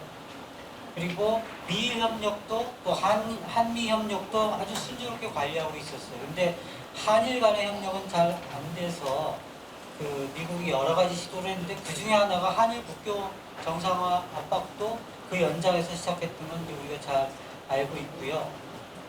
한미일 협력 그 제고 과정에서 가장 걸림돌이 되었던 것은 역사 문제로 초래된 한일 간의 갈등과 불협화음이었는데 최근에 이제 이재명 정부 출범 이후에 한일 정상회담을 개최하고 지금까지의 경로로 봐서는 현재 그리고 가까운 미래에 한일 간의 협력은 안정적인 국면으로 접어들 것으로 보인다라는 생각을 제가 하게 됐습니다. 미국 입장에서는 한미일 협력의 오래된 걸림돌이 제거될 실마리가 보이기 시작한 것이고 이와 같은 측면에서 거시적으로 본다면 한미일 관계는 안정의 측면이 있다. 물론 불안정의 측면도 있습니다. 한미 간 또 미일 간 한미일 간 관세 문제나 뭐 이런 경제 문제가 제대로 풀리지 않고 갈등이 누적될 가능성도 있고요. 한일이 경제 영역에서 협력을 하고 뭐 오래전부터 치토론 회장 같은 경우에는 뭐 한일 간의 경제 협력 해가지고 미국, 중국 이후에 이어지는 네 번째 그 규모의 경제 공동체를 만들자고도 얘기를 하는데 그런 식의 협력을 하고 미국과 경제 영역에서 협력도 할 수 있지만 대치 국면을 형성할 수도 있어요. 그리고 거기서 더 나가서 한중일 경제 협력을 할 수도 있거든요. 지난 30년간 사실은 한중일 경제 협력을 통해서 한국, 중국, 일본이 굉장히 수혜를 받아왔었는데 트럼프 정부 들어서서 이걸 못하고 있는 측면이 있거든요. 이런 식으로 갈 경우에는 그 미국 입장에서 한미일 안보 관계도 영향을 받을 수도 있지 않을까 뭐 이런 생각을 좀 하게 됐습니다. 그 기본적인 이제 관점에 대해서 이제 고민을 해봤고요. 나머지 꼭지들에서 쭉 이제 말씀을 드려보면 한국이 준비해야 하는 방어 시스템에 대해서 이제 그 이스라엘의 그 전쟁 경험을 더 얻어야 된다 이렇게 말씀을 하셨어요. 그래가지고 다층 방공망 얘기를 하셨는데 100쪽에 보시면 제가 지도를 하나 가져다 놨어요. 북한이 이제 그 미사일을 쭉 개발해 왔는데 화성 14호 이후 12까지도 포함해서 북한이 발사한 미사일 같은 경우에는 만약에 발사한다고 했을 때는 그 위에 도달하는 건 한반도랑은 사실 관계가 없어요. 그래서 우리가 이거를 다층적 방공 시스템을 할 때 북한의 미사일을 그걸 염두에 둬야 되는지 중국의 미사일, 러시아의 미사일을 염두에 두어야 되는지 아니면 북한의 장사정포를 먼저 염두에 두어야 되는지 그래서 김정석 위원님께서 잘 아실 것 같기도 한데요. 그런 그 정책적 우선순위를 어디에 둬야 하나 그러니까 우리 형 교수님의 그 고민의 연장에서 이런 고민도 좀 해봐야 되지 않을까 하는 생각을 해서 이런 것들을 좀 써봤고요. 지상 전투 능력 강화를 강조를 하셨어요. 그래서 이걸 어떻게 할 거냐. 그거에 대해서 뭐 그 적절한 장비를 갖추고 뛰어난 전투 능력을 겸비한 지상군을 양성하고 강화하는 것이 필수적이다 이렇게 말씀을 하셨는데 뭐 다 저쪽으로 동의합니다. 그리고 여기 모임의 상당수의 선생님들이 젊을 때 ROTC 하신 분들이 많으셔서 지상전에 또 그 일가견이 있으실 것 같은데요. 근데 게다가 이제 저도 그 연장선에서 더 걱정이 이번 러우 전쟁에서 러시아 지원하기 위해서 북한이 참전했잖아요. 그래서 북한이 실전 경험을 쌓았고요.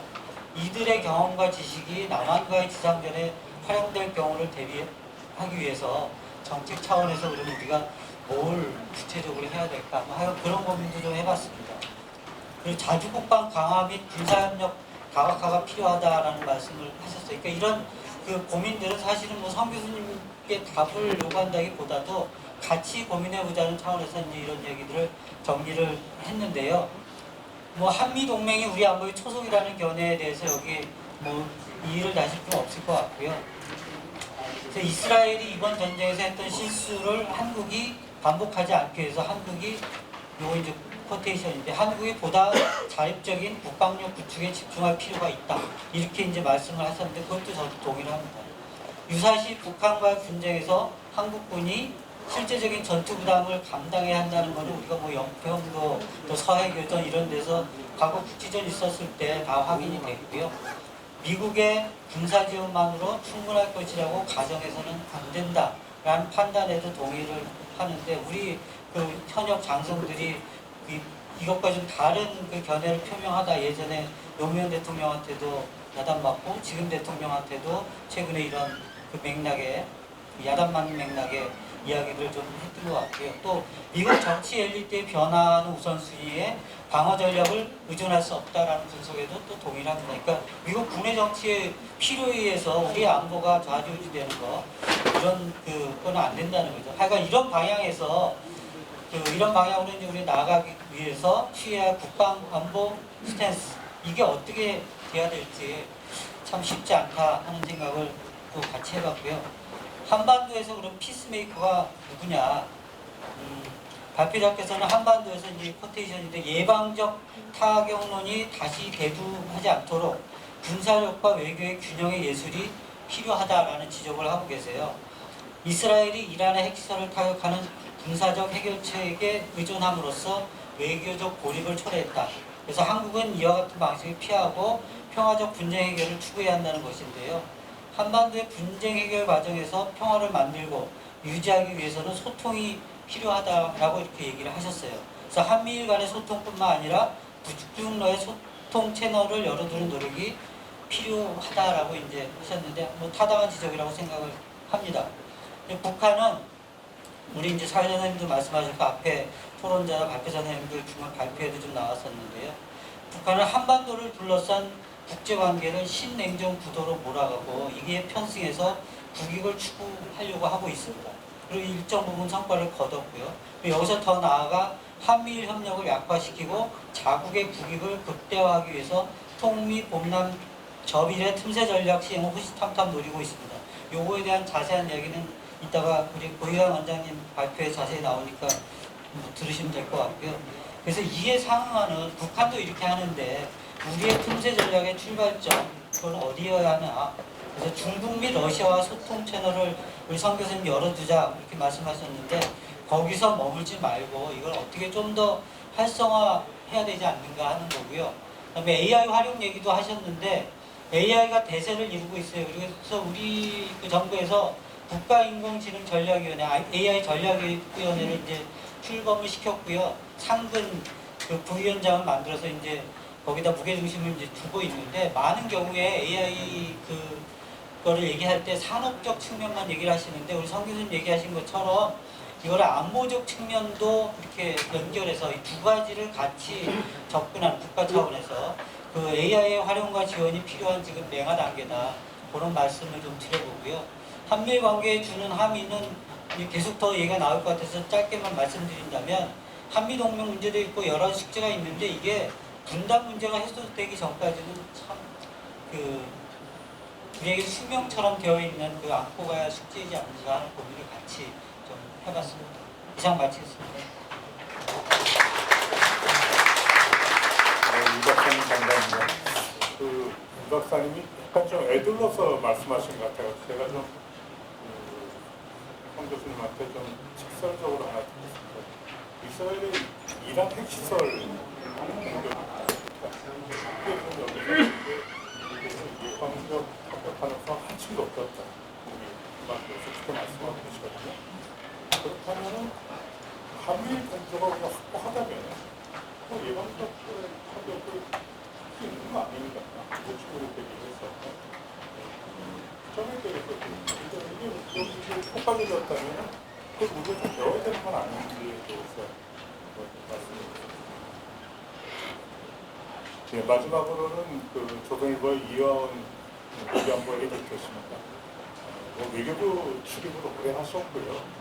그리고 또 해외 특파원 생활도 오래 하셨습니다. 그래서 이 문제에 관한 누구보다도 정통하신 이화원 논설위원께서 도움해 주셨습니다. 네, 소개받은 조선일보 이하원 외교안보 에디터입니다. 제가 세미나 같은 데 많이 가보니까 이 간간히 와 있는 선수로 보면 이 링에 올라와 있는 선수로 보고 뭔가 토론에서 좀 싸워주기를 바라고 논점이 좀 생기기를 바라는 분이 많이 있더라고요. 제가 놀란 게 오후 3시면은 저는 많이 졸리는데 다 눈망울을 초롱초롱하고 계셔서 링에 와 있는 올라와 있는 선수인 거를 많이 알아보시는 것 같고 김병석 박사님은 제가 정말 좋아하고 항상 논리력으로 또 깊게 얘기해 주셔서 토론이 되는 상대라고 생각을 해왔습니다. 그런데 조금 논쟁적인 부분들이 몇 군데 있어서 그 부분들을 좀 명확히 하고 여러분들이 갖고 계신 40페이지에 보면은 김병석 박사님이 한국에 대응한 10번째 줄에 이렇게 표현을 했습니다.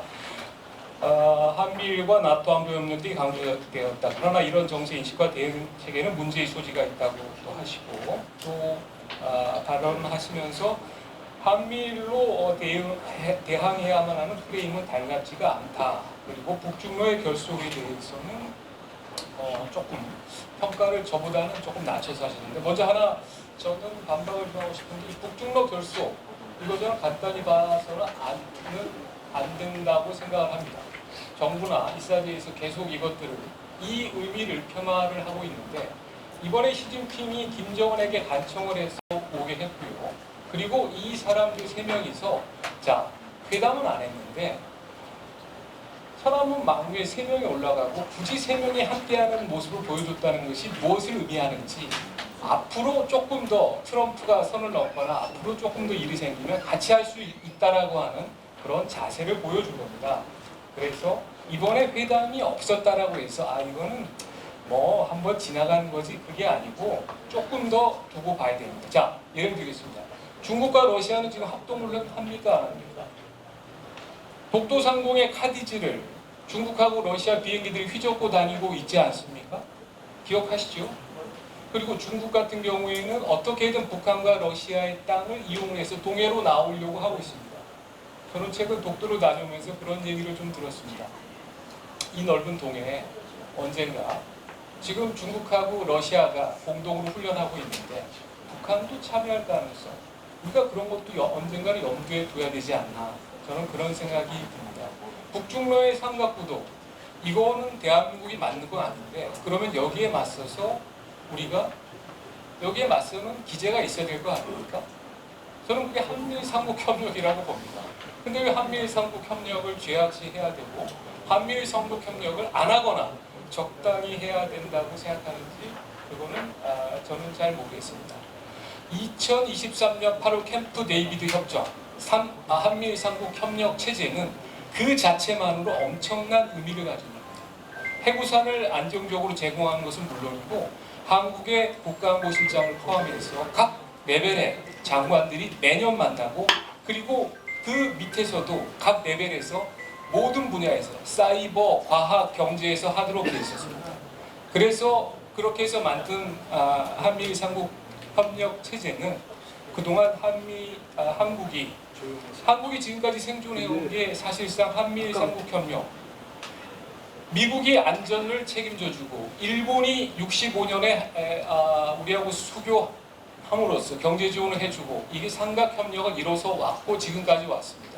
그런데 앞으로 저 험악한 세 나라가 저렇게 함께하고 또 저러고 있는데 여기에 맞서서 한미일 삼국협력을 하지 말자라든가 아니면 한미일 삼국협력으로 대응하는 것은 문제가 있다라고 하면 우리는 어떻게 대응을 해야 됩니까? 여기서 한 가지 말씀드리고 싶은 거는 트럼프라는 좀 이상한 대통령하고 미국하고는 좀 떨어뜨려 놓고 볼 필요가 있다라는 겁니다. 대한민국의 기반을 허무는 한미일 삼국협력 체제라든가 여기에 대한 대응을 약화한다라든가 하는 건 저는 한미일 삼국협력 체제의 어떤 기반을 허무는 것이 아닌가라고 생각이 됩니다.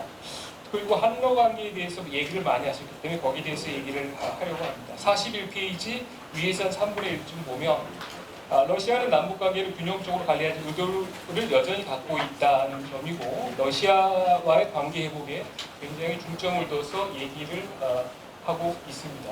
저도 러시아하고의 관계 회복 저도 찬성합니다. 그러나 조건이 있습니다. 자, 러시아가 우크라이나를 침공해서 2023년 3월 18일 ICC 국제형사재판소에서 푸틴은 전범이 되어 있습니다. 푸틴의 체포영장이 나와야 되고 이거를 유럽에서는 자기 자신들에 대한 침공으로도 똑같이 인식을 해서 굉장히 유럽에 가보면 하나가 되어서 또 대항하는 게 강합니다.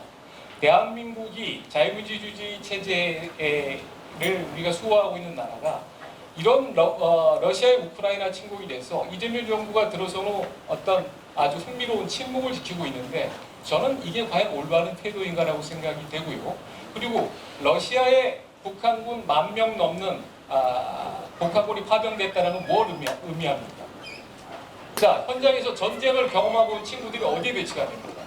야전 교범을 배우고 온 친구들이 어디에 배치가 됩니까? 이 친구들이 앞으로 유사시에 한반도에 남한을 가장 먼저 들어온 선봉이 되는 것 아닙니까? 그런데 이런 상황을 가만히 두고 과거와는 아무 일도 없었다는 듯이 그냥 돌아가자고 하는 것은 그건 굉장한 착각이라고 생각합니다. 있어서도 안 된다고 생각합니다. 작년 12월에 파이낸셜 타임스가 뭐라고 보도를 했습니까? 포항제철하고 북한의 화학공장에 대해서 10여 년 전부터 폭격할 계획을 세우고 있다고 보도를 하지 않았습니까? 그건 자료를 금방 찾아보면 나옵니다. 여기에 대해서도 우리 정부는 한마디 항의도 제대로 안 했습니다. 작년에 제가 물어봤습니다. 자, 주한 일본 대사는 조금만 잘못하면은 외교부에 들어올 때 다 공지를 합니다. 망신주라, 카메라. 그러면 러시아가 이런 짓을 하고 있을 때 우리가 불러서 카메라 앞에 세우고 주한 일본 대사 망신주 똑같이 해야 되는 거 아닙니까? 2차례 불렀답니다. 비밀리에. 그래서 아마 한 번도 주한 러시아 대사가 여기에 공개적으로 아마 소환되거나 하는 것을 못 봤습니다. 그래서 어떤 짓을 합니까? 올해 2025년 2월 22일 러시아의 승전 3주년이라고 해서 자, 도쿄, 워싱턴 다 확인했습니다. 한 번도 이런 게 없었습니다. 러시아 대사관에서 나와서 러시아 국기를 흔들면서 우크라이나 전쟁 승리 행진을 했습니다. 그리고 최근에 뭐라고 얘기를 하고 있습니까? 정동영 통일부 장관이 간 자리에서 이렇게 한 걸 페이스북에 놨습니다. 1945년 한국이 해방될 때 우리가 도와준 것을 잊지 말아야 된다고 했습니다. 자, 이게 사실이라고 해도 그러면 1950년에 6.25 전쟁이 날 때 스탈린은 뭘 했습니까? 탱크 주고 다음에 전쟁 계획까지 알려줘서 대한민국의 한반도에서 수백만 명이 죽은 그 전쟁 뒤에 누가 있습니까? 이 러시아에 대해서 근데 우리는 왜 책임도 안 묻고 왜 러시아 문제만 나오면은 아무 말도 못하고 그냥 용서하고 가자고. 우리가 러시아한테 자꾸 우리가 그래서 얕잡아 보이는 거 아닙니까? 우리가 러시아 문제에 대해서 저는 분명히 한로관계 회복돼야 된다고 생각합니다. 중요한 나라입니다. 그러나 이렇게 러시아가 우크라이나를 침공하고 또 북한군을 파병받아서 북한군을 훈련시켜서 휴전선에 배치시키는 이런 상황에서 이걸 그대로 갈 수는 없다라고 생각을 합니다. 그러니까 한국의 대응은 어떻게 되느냐? 자, 그래서 저는 러시아하고의 관계도 중요합니다만 이 지금 러시아로부터 공포를 받고 있는 유럽연합의 많은 국가들과 준동맹 체제를 만드는 게 중요하다고 생각합니다. 영국하고 EU에 속해 있는 프랑스, 독일 이런 나라들하고 이런 나라들이 저도 최근에 휴가를 이용해서 다녀왔는데 굉장히 한국을 중요시하고 자기들도 어렵기 때문에 우리하고 힘을 합치려고 합니다. 물론 유럽하고 이런 준동맹 국가를 만드는 것 자체가 좀 트럼프가 미국의 대통령이 제대로 된 사람이 돼서 하는 것보다는 좀 관계가 떨어질 수는 있겠습니다만 그러나 세계에서 어쨌든 이런 EU, G7 강대국들하고의 준동맹 체제를 자꾸 만들어서 그리고 나토와의 협력이라든가 이런 것들이 부정적이 있는데 나토가 우리한테 오라는 게 아닙니다. 지금의 전쟁은 어떤 시대입니까? 사이버, 해커, AI 이런 게 중요하지 않습니까? 나토가 우리한테 얼마든지 안 오고도 우리가 지금 여기서 협력할 수 있는 방법이 많이 있습니다. 사이버 상에서 협력하고 AI 문제에 대해서 협력하고 해서 그래서 북한의 해킹을 막고 이렇게 하는데 우리가 좀 더 가야 된다고 생각을 합니다. 하고 싶은 얘기는 많은데 전자권 전환 문제에 대해서는 남성호 교수님이 반박을 해주실 거로 생각을 해서 저는 여기에서 일단 줄이겠습니다. 이상입니다.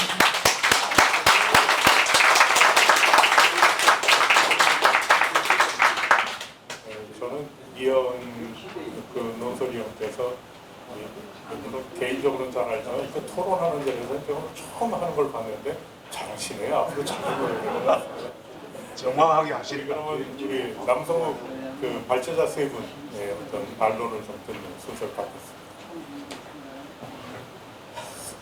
특별히 홍 박사님 토론에서 반론할 거는 없고요. 저희도 정부에서 일을 해봤지만 출범하고 한 1년은 또 허니문 기간이라고 해서 일을 열심히 하라고 밀어주는 게 대세입니다. 그래서 홍 박사님 너무 제가 한미 정상회담에 이제 3가지가 없었다는 것은 역대 회담과의 비교입니다. 즉 이제 공동 기자회견, 공동 선언문 합의문인데 그것이 잘했다 못했다라고 같이 판단을 내리지는 않았고요. 아마 홍 박사님 선입견으로 제가 아마 젊은 평가를 했을 거다 이렇게 선입견을 가진 것 같은데 한 1년 동안 열심히 성과를 내야지 그게 국민들한테 돌아가죠. 다만 이제 전시작전 통제권 얘기를 나오는데 그거보다는 제가 홍 박사님한테 한 가지 정부에서 일을 할 걸 대비해서 요청을 드리면 지금 유성락 실장께서 기자회견에서 조금 얘기를 했는데 한미 원자력 협정의 개정 문제입니다. 제가 사실 관심을 갖고 있는 거는 그 부분입니다. 지금 이재명 대통령께서 유엔에서 여러 가지 기조연설도 있고 또 미국 간의 정상회담이 있지만 김정은이 북경에서 뭐라고 그랬냐면 비상한 지위를 획득했다고 그랬습니다. 그리고 어떤 형태의 비핵화 회담은 없다고 그랬습니다. 이걸 누가 말리겠습니까? 특히 중러가 뒤에서 서포터를 해주는데 결국은 대안은 우리도 대응하는 쪽으로 가는 수밖에 없지 않느냐. 안 되는 걸 가지고 자꾸 하라고. 제가 7월 말에 중국 인민외교학회하고 중국 조대에서 회담을 했는데 조대에 가니까 만감이 교차하더라고요. 그게 9차례 육자회담이 열렸습니다. 깨끗하게 단장을 했더라고요. 그래서 부산 전승절 때 외교 귀빈들이 많이 오시라고 했는데 산천은 의구한데 인거는 간데 없다고 9차례 회담을 했지만 50개 핵무기를 갖게 된 거죠. 근데 어떤 국가도 이제 핵을 사실상에 보유하고 나면 강제력 수단, 특히 이스라엘이 미국이 이란 핵설을 폭격하지 않는 이상은 협상에 의해서 핵을 포기한다는 자체는 그거는 외교관들이 하나의 명분입니다. 명분. 그게 현실에서 가능하다고 생각하면 국제정치를 너무 간단하게 생각하는 거죠. 자, 그래서 결국은 우리도 원자력 협정을, 한미 원자력 협정을 개정해야 됩니다. 이게 이제 미일 원자력 협정을 벤치마킹 할 수밖에 없죠. 88년에.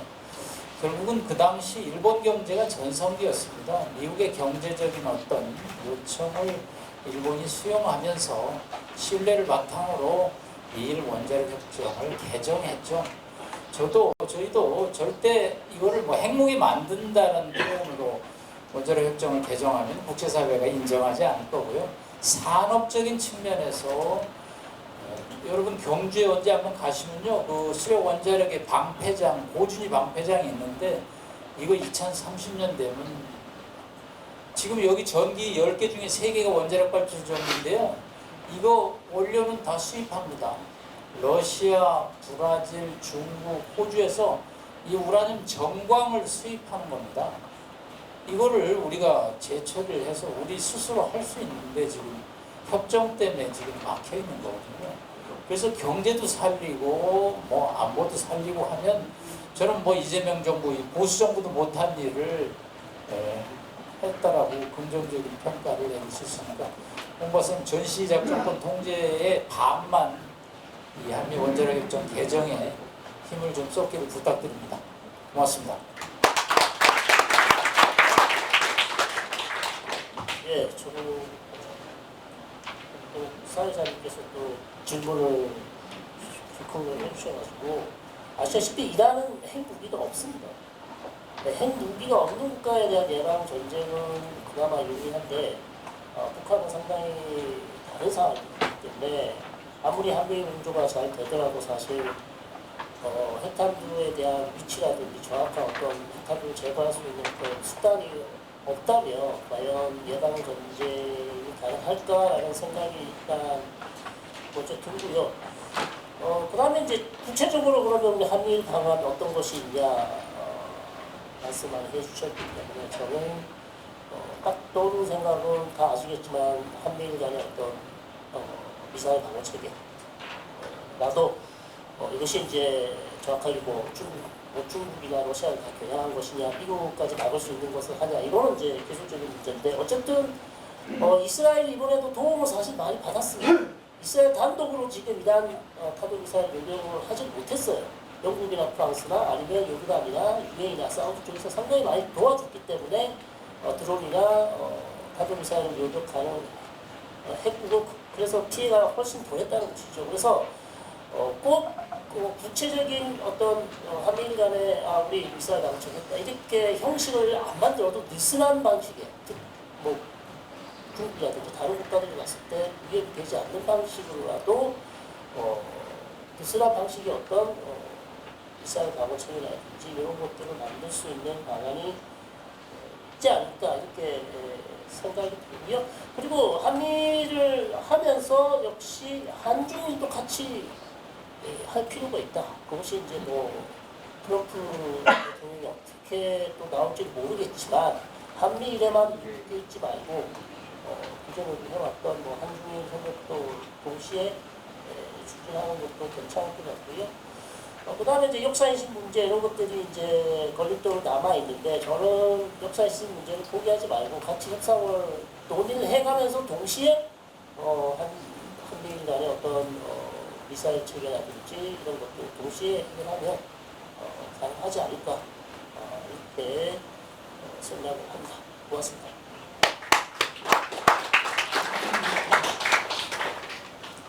네, 이왕 기자님께서 굉장히 이제 날카롭게 제 주장에 대해서 이제 반박성 이제 토론을 해주셨는데요. 원체 제가 드린 말씀이 사실 좀 논쟁적인 관점을 말씀드렸습니다. 뭐 당연한 얘기를 드렸다기보다 얼마든지 다른 시각이 있을 수 있는 그런 관점을 제시했기 때문에 굉장히 환영하고요. 여기에 대해서 제가 좀 더 제 관점을 좀 보완 설명을 좀 드려보겠습니다. 크게 두 가지 지적해 주셨는데 하나는 이제 북중러 연대를 과소평가해서는 안 된다고 그러셨습니다. 저도 절대 과소평가하는 것은 아니고요. 이것이 더 심화될 수가 있고 발전될 수도 있다고 봅니다. 다만 여기서 중요한 거는 이거를 필요 이상으로 너무 경직되게 보지는 말자라는 거 하나. 그 다음에 과연 북중러 연대 상황에 그러면 어떻게 대응할 것이냐에 관한 겁니다. 그러니까 자연스러운 반응은 그럼 우리도 한미일로 뭉치자. 이게 자연스러울 수가 있어요. 그것이 하나의 해법은 될 수 있을지 모르겠지만 저는 그것과는 다른 이제 해법을 말씀드린 건데요. 첫째 이제 북중러를 어떻게 볼 것인가. 앞으로도 달라질 수는 있죠. 그렇지만 아까 제가 말씀드린 대로 한미일은 군사 훈련을 같이 합니다. 북중러는 지금 아직 안 하고 있습니다. 북한과 중국 간에도 안 하고 있습니다. 삼북 합동훈련 안 하는 것은 모르고 저는 이 단기적으로는 그럴 가능성은 좀 굉장히 희박하다고 봅니다. 북중러가 군사협력을 같이 한다는 거. 그거는 중국이 원하는 바가 아니라서 그렇습니다. 북한으로서야 뭐 그렇게 되는 게 나쁠 리는 없겠죠. 제가 그 한미일 대 북중러 구도가 이렇게 더 첨예화되는 것을 좀 걱정하는 것은 우리가 한미일 협력을 통해서 자꾸 더 그렇게 가면 사실 북중러 군사협력이 이루어질지도 모릅니다. 중국이 북한한테 진짜 군사기술이나 협력해줄지도 모릅니다. 러시아뿐만 그러는 것이 아니라. 과연 이것이 우리한테 도움이 될까? 라는 측면에서 말씀드리는 거고요. 한미일은 그 협력, 3자 협력이라는 거는 뭐 그 국가 간의 협력은 굉장히 이제 포괄적이기 때문에 당연한데 제가 여기서 이제 말씀드리는 것은 한미일 안보 협력으로 좀 북한에서 보자면 사실은 좀 손익계산이 있습니다. 당연히 필요한 측면이 분명히 있고요. 제가 이제 한미일 안보 협력 자체를 반대하는 건 절대 아니고 여기 본문에도 그렇게 썼죠. 배관시하면 안 된다. 다만 그 이제 수준과 방식을 좀 고민해야 된다는 건데 우리가 한미일 안보 협력을 하면 우리는 어디까지나 한국은 북한 핵미사일, 북한 위협을 좀 그래도 중심에 두고 있는 거죠. 우리로서는. 미국은 어떻습니까? 이제는 거의 중국을 염두에 두고 있는 거거든요. 일본은 글쎄 중국과 북한 위협을 다 염두에 두고 있는 것 같습니다. 같이 한미일 협력을 얘기한다고 해도 사실 한국과 미국과 일본 간에는 사실은 생각하는 바가 좀 다릅니다.